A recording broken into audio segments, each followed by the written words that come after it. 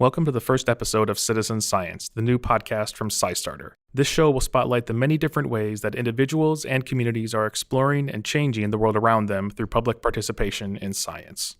Episodes will feature conversations between project developers and volunteers, with subjects ranging from climate change to biodiversity to Alzheimer's research to community science projects focused on environmental justice and much more. These conversations will showcase the important relationships that make these projects successful, what kinds of problems and questions these projects are trying to address, and how you can get involved.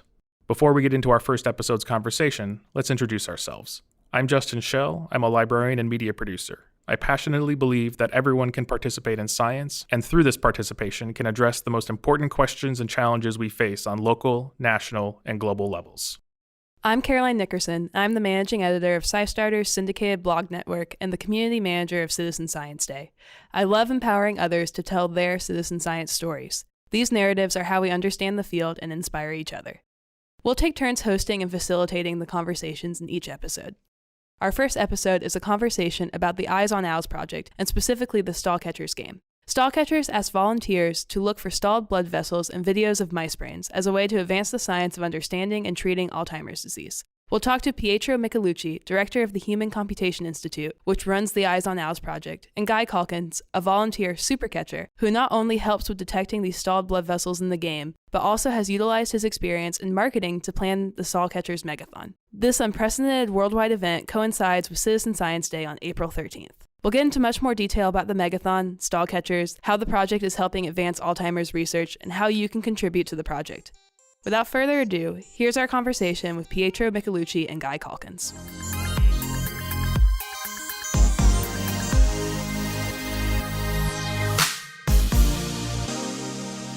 Pietro, Guy, would you like to introduce yourselves and give a little bit about your background? Maybe Pietro first. Yeah, you bet. It's a pleasure to be here. Thanks for inviting us. So my name is Pietro Michelucci. I founded the EyesOnAlz project that created the Stall Catchers game, and I'm also director of the Human Computation Institute, which is a research institute that tries to advance the science of crowdsourcing for the purpose of societal benefit. So how can we create systems that link computers and humans together so that they can cooperate or collaborate and solve problems that can't otherwise be solved by humans alone or machines alone? This EyesOnAlz project is one example of applying that kind of science to a real world problem, which is, of course, trying to find a cure for Alzheimer's disease. Great. And then Guy, do you want to introduce yourself? Yeah, I'm Guy Caulkins. I'm a recent retiree a couple of years ago, and I'm a volunteer. And I found Stall Catchers through the Crowd in the Cloud PBS special. It struck my attention, caught my attention as I was looking for ways to volunteer and give back to the community, and was looking for things that I could do from home, and fell in love with it right from the beginning, and have been doing it ever since. Guy, was that the first time you'd ever done citizen science when you first played Stall Catchers? That is the first time. Back when I was in high school many, many years ago, I actually did participate in I think it was like the Audubon Society bird watch activity around Christmas time. They do their annual bird count. So that was actually my first citizen science participation back then. But this was certainly in the digital age, and being able to do something online. This was kind of re-engaging with it after a 40-year career. Fantastic. I'm sure when you first did it, you probably didn't know it was citizen science. You thought you were just doing something for school, perhaps. With the Audubon Society, the bird count, I didn't quantify it, or it wasn't really called citizen science at the time. Yeah. And it's still really popular today. I know the bird count is one of SciStarter's featured projects around that time of year. So very cool. Very, very cool. So we know what brought Guy to citizen science. It was watching Crowd in the Cloud. Pietro, you created Stall Catchers, correct? Yeah, so I'd been supporting the development of this new field called human computation, which I was describing before, which is about building collective intelligence systems out of humans and machines to solve problems, and spent several years with the research community trying to kind of help mature the field in different ways. But I wanted to come out of the ivory tower and be more grounded and do something applied. And so I created the Institute and then worked with some other people to try to apply this new powerful technology to make a positive difference in in the world. And I was very fortunate because a mutual colleague, Janice Dickinson, connected me to Chris Schaefer, who's a biomedical engineering professor at Cornell University. And then he described a problem that they had related to analyzing data for their Alzheimer's disease research. And I saw a real opportunity there to actually apply these methods in citizen science to solve that problem. That was how the project began. Awesome. And is Stall Catchers the main output of the Human Computation Institute? So I'd say that it's currently our most active project. We have other projects in the works, but this is the thing we spend most of our time and effort on. It's been one of those things where the reach and importance and engagement of the project with the Alzheimer's community has increased its sense of value and importance for us. And so it becomes this kind of virtuous cycle of, motivation and enthusiasm to pursue this vigorously. Cool. Okay, very cool. So Guy, you're playing Stall Catchers. You were playing Stall Catchers right before we recorded this podcast. So we know how you learned about it, but what kept you involved? The content had an immediate connection with me. I have a great uncle who suffered from Alzheimer's. My wife's grandfather also suffered from Alzheimer's. And so I had an immediate connection with Alzheimer's as a disease that people are suffering from. The citizen science part was the fact of looking for things I could do on my own time, 24/7 kind of a thing, that I didn't have to schedule around it, if you will. Citizen science in general, I'd say many of the projects in citizen science, and particularly Stall Catchers, gave me that opportunity. I can play it on my time when I have time available, and it just fit nicely with that schedule, and I had that purpose in mind with Alzheimer's. Definitely. And one thing I've heard people say about Stall Catchers is it has a really cool community. Guy, since you're part of that community as a user, could you describe that a little bit about how people are able to play together? Well, there's several factors. One, they do have a chat feature in the Stall Catchers game, which allows us to catch up with one another, exchange things that are happening in our lives. So we've developed, if you will, a community of friends, people that we've never met and live in various parts of the country and the world, but still have some camaraderie and a chance to exchange. The other part is the periodic competitions, catch-a-thons, they call them, which are interesting little friendly competitions. We join a team and the teams can compete on a friendly basis with one another to see who can score more points. So the point-based earnings that you can do in this game and makes it a lot more fun, and you can compete again with one another on an ongoing basis. Very cool. So basically, I don't know if we've really gotten into this yet, but how Stall Catchers work is you watch videos of mice brains and you identified stalled blood vessels. Pietro, maybe you could give us some more details about how that contributes to research outcomes on your end. Yeah, you bet. So the main research agenda that Stall Catchers is supporting is to understand the role of brain blood flow in Alzheimer's disease.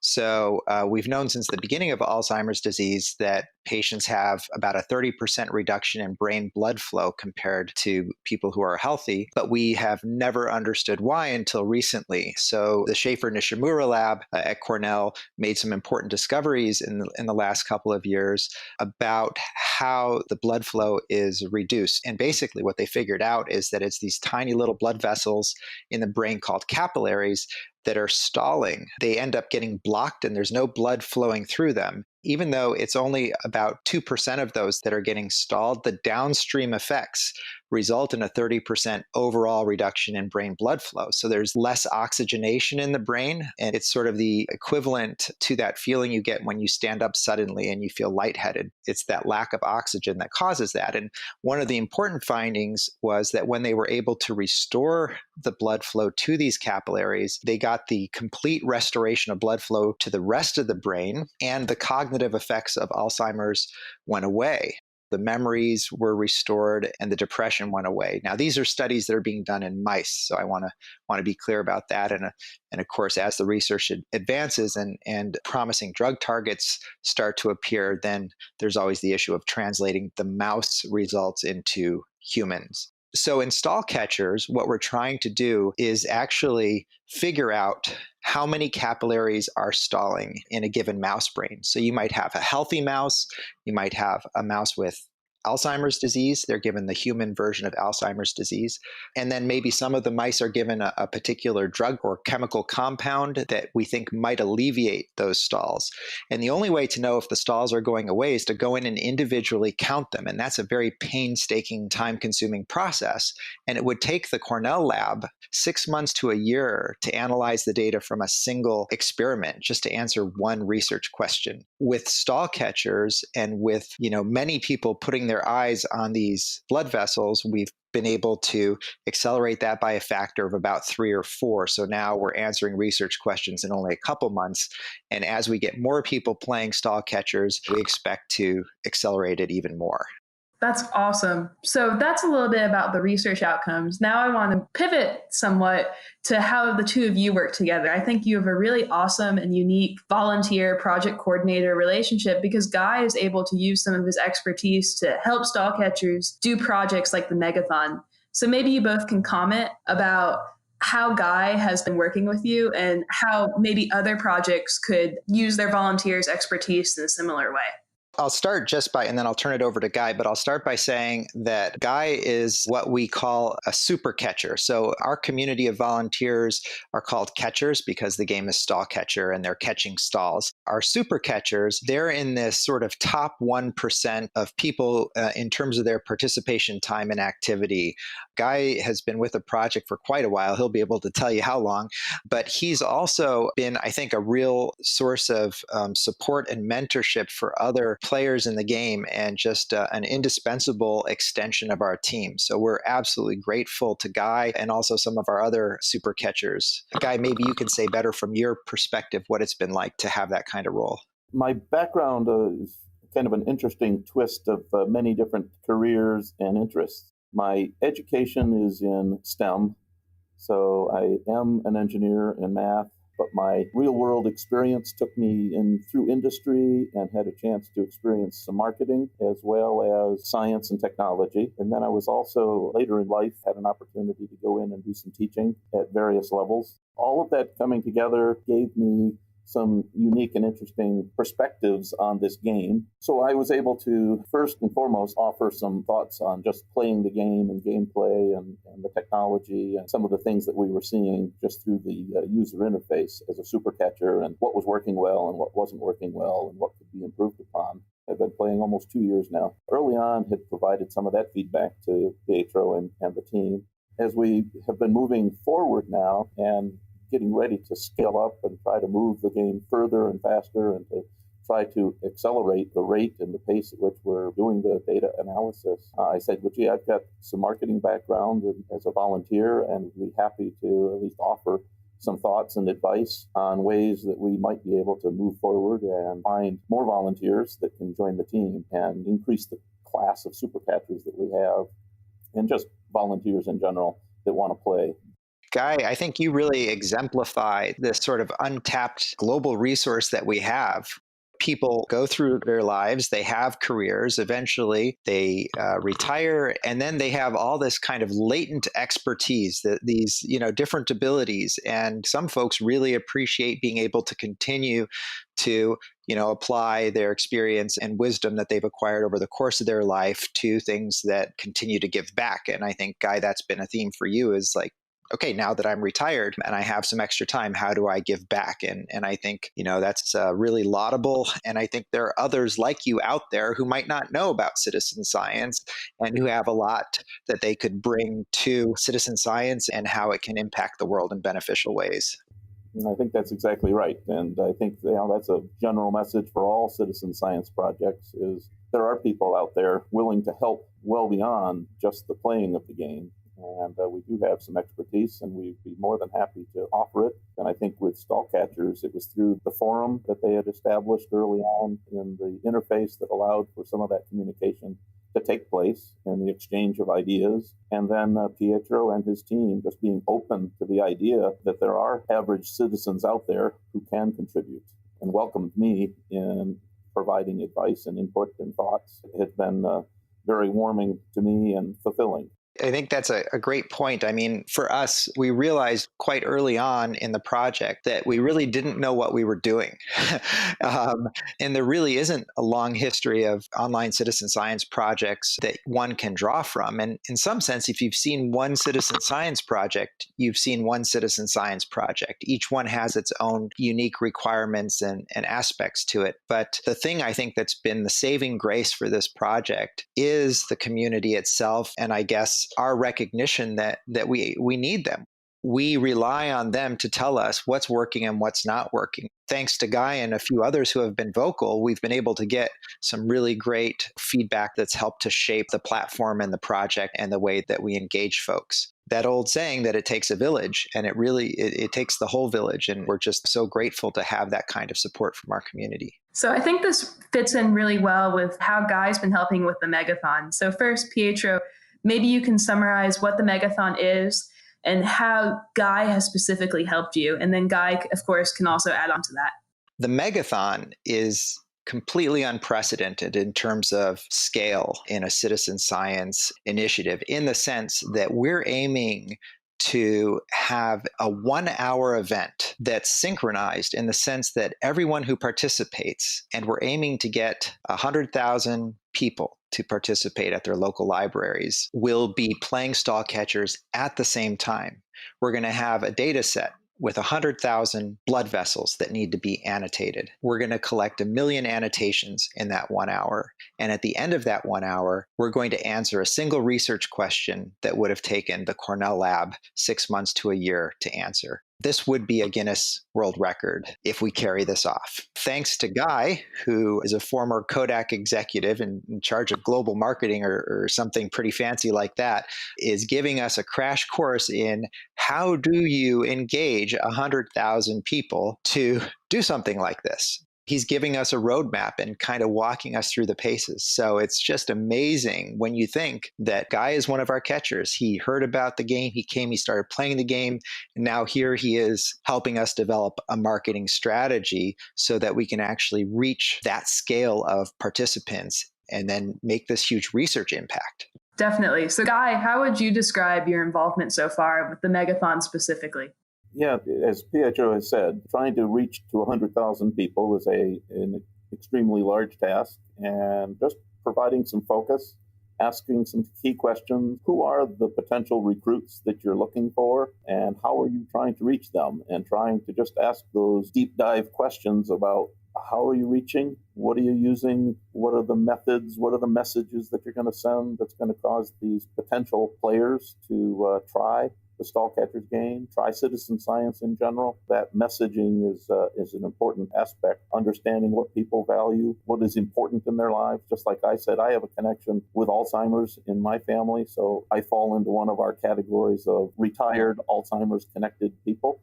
Not that I have the disease, but I am very familiar with the disease and the impact that it has. So how do we reach people like myself who are a natural for joining Stall Catchers? It's just a matter of focus and then coming up with the specific approaches to get that message out and getting people to react. Definitely. Stall Catchers is all ages. We've been describing it as an intergenerational activity. So we got retired people like Guy, we got Danish children who are playing. Pietro told me a funny story the other day where apparently they were cursing in Danish on the message boards. They removed it quickly, of course, so no one could get offended. But it's really a global, worldwide activity. And the Megathon will bring everyone together into an event where you can actually compete against each other day of. We're hoping to have different libraries competing on the leaderboards. I think it's going to be really awesome. And it wouldn't succeed without all the different pieces, without Guy giving us advice about how to get the message out, without Pietro making sure everything works on the computer side so it doesn't crash. I mean, we have lots of components and lots of great people who really believe in this. So I know I'm really grateful from the SciStarter side of liaisoning with the libraries and getting them involved, that we have Guy's marketing knowledge and Pietro's technical knowledge to make the libraries comfortable and anyone else who wants to participate. So if you're listening to this podcast and you want to play Stall Catchers and you want to organize a Megathon event, just let us know and we'll help you. We're here for you. I think that's enough on the Megathon side of things. Maybe we can end with where we see Stall Catchers going, and then we also have some concluding questions about what you want to see on the podcast. So before we get to that, Pietro, how do you see Stall Catchers progressing in the next few years? We're at a point now, it's a really interesting time for stall catchers because the Cornell lab has seen the data coming out of stall catchers and has seen the validation studies and compared it to their own results. And they trust stall catchers to provide the data quality level that they need to do their research. So they're giving us data sets now that they have not themselves looked at, and they'll take the results from stall catchers as the actual research result. They'll do their own final pass on that to make sure. But the good news is that this pileup of data that they have, because of how long it takes to analyze the data, can now be funneled into stall catchers. So they already have a backlog of several data sets that we'll be pushing into stall catchers over the next months. One of these will be for the Megathon itself. And these are all related very directly to identifying a treatment target for the disease that alleviates these stalled capillaries. It's very exciting to see that there's this very direct connection between the work that's being done by the stall catchers volunteers and the research that's coming out. There's another very exciting development, which is that we've been in contact with other disease researchers who have heard about stall catchers and asked us, we have similar kinds of data. Is there some way that we could put our own data into stall catchers and get it analyzed? So one disease that would fit the stall catchers platform very well is sickle cell anemia, which is actually, compared to many diseases, kind of underrepresented and understudied. So to be able to help advance sickle cell anemia research, of course, would be very exciting. And the task's a little different in the sense that in stall catchers, you're trying to say, is blood flowing through this vessel or not? In sickle cell anemia, you're talking more about the shape. Is this a twisty vessel or a straight vessel? So, if someone gets tired of doing one kind of analysis, they can quickly potentially switch over and do another kind. So I think we envision adding other disease types to the stall catchers platform in the future, or we might have a side-by-side platform. But there's plenty of Alzheimer's disease data. And even if we do identify a promising treatment for Alzheimer's using stall catchers, a treatment, always has a side effect profile and an effectiveness profile, if you will. And so with any kind of pharmaceutical drug, there's always the goal of improving it, reducing the side effects, improving the efficacy. So I don't think stall catchers will be going away in the foreseeable future at all. And as we progress and as we're able to analyze data faster and faster with a growing community of catchers, we're going to be accelerating Alzheimer's disease research and hopefully other disease research as well. Fantastic. So do either of you have any other final thoughts, anything we didn't discuss yet that you want to say about stall catchers or the Megathon? I don't know, Guy, what do you think? From my perspective, we've covered most of it here. I'm excited. The Megathon hopefully is going to drive up some of our numbers in terms of the number of players that we have, which will help to accelerate the analysis of data. I mean, obviously, we're looking forward to the Megathon event itself, but also hopefully can see tens of thousands of these people continuing to play into the future. That's really well said. And we obviously keep an eye on our trends. And we know that the more folks who have signed up to play stall catchers, the more people who end up playing on a daily basis. And like I said, today we're analyzing the data about 3 to 4 times faster than the lab. We'd like to see that get up to at least 10 times faster than the lab so that we're actually answering research questions in a few weeks. That would really speed up the pace of development.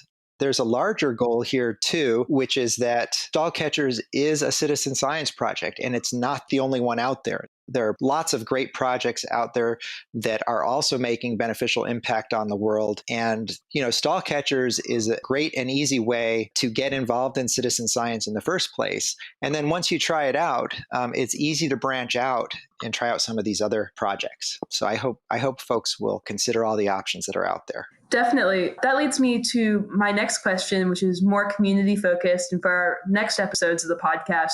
So for both of you, what is a topic that you think we should focus on in a future episode? Maybe you could also give some perspective on another project that's not Stall Catchers that you're excited about and you want people to know about. And maybe if you know of any guests that you think we should invite and have on the show, just feel free to shout them out. So I think everyone has a different kind of type of activity that's engaging for them. So there are folks who like to do Sudoku every Sunday morning and who like those kinds of puzzle games, and other people like word games. And I think the same thing applies to citizen science. So I like these geometric games a lot. And so I've always really enjoyed a game called Philo, Phylo, where you actually see these genetic sequences as these colored squares. And you can see this is the gene for a mouse, this is the gene for a monkey, this is the gene for a human. And you're trying to kind of just slide those back and forth until you get the best alignment. And you have these scores that go up and down to show you how good the alignment is. And by doing this, you're actually helping to figure out which genes might be relevant to certain diseases or not. And as you're playing it, you're actually helping to do something good in the world. That's one that always comes to mind for me. I would encourage, just as Pietro said, people to, I'll say, explore. And I think that would be an interesting topic, is just to discuss the variety of citizen science projects that are available. I've looked at many different projects as well. Eterna is one that I've enjoyed. It's a more difficult task. It's solving puzzles. But again, if you're into solving puzzles, the challenge of that can be very interesting. iWire is another one which has some unique skills that are required to do that particular project. There's such a wide variety of many of the Zooniverse projects, the animal conservation pieces that are out there, looking at photos and identifying animals. That can be something that is, I'll say, a little bit easier, whereas Eterna and the iWire projects are a little more difficult. You get all the way over to the Mark to Cure kinds of things where, it's reading comprehension and biomedical research. Not everybody's going to be able to do that, but if you can, certainly your skills and your background could be utilized in that kind of a piece. Just look out there. There are many, many, many different citizen science projects available, and exploring those can be, just as much fun and interesting to look and see what's out there. I really like those examples. And it reminds me that I think a lot of those are online examples. There are also activities that take you away from your laptop and out into the great outdoors. So another project I really enjoy is iNaturalist, where I can go take pictures of any wildlife that I see, and I might see a bug that I've never seen before, and I can snap a picture on iNaturalist, and then some bug expert will identify and figure out what kind of bug that is. And then it also helps researchers figure out which bugs are thriving in which areas, and different animals can be sentinels for environmental health. There's a lot of what we call participatory sensing projects out there, where you go out and you either make observations yourself, or you use a device to capture a picture, or you might even use an air quality measurement device. Some of these projects will actually equip you with the tools that you need to go out and take scientific measurements. There's a whole spectrum of stuff for anyone who's enthusiastic about doing science. Definitely. I know one woman contacted me the other day and said, I don't have internet in my house. Can I still do citizen science? And I said, yes. One library in particular, so the Maricopa Library District in Arizona, they have kits you can actually check out, and they're going to be activating those for Citizen Science Day especially. For everyone listening, I hope that you get involved with Citizen Science Day on April 13th, as well as in the Megathon on that day. You can learn more about the Megathon at megathon.us. You can play Stall Catchers at stallcatchers.com. Yeah, we obviously just be thrilled to have more folks getting involved in this. Thank you so much to both of you for chatting with us today. Thanks so much for having us.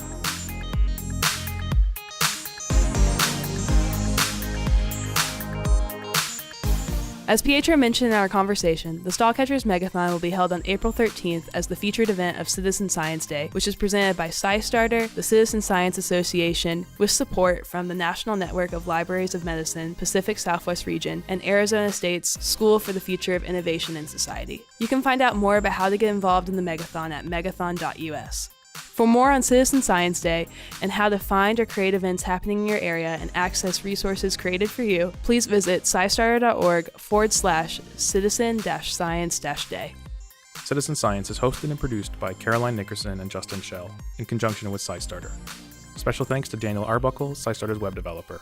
You can find a transcript of this episode as well as more information about the podcast at SciStarter.org/podcast. Our podcast should be available in all the major podcatchers: iTunes, Google Play, Stitcher, Overcast, and others.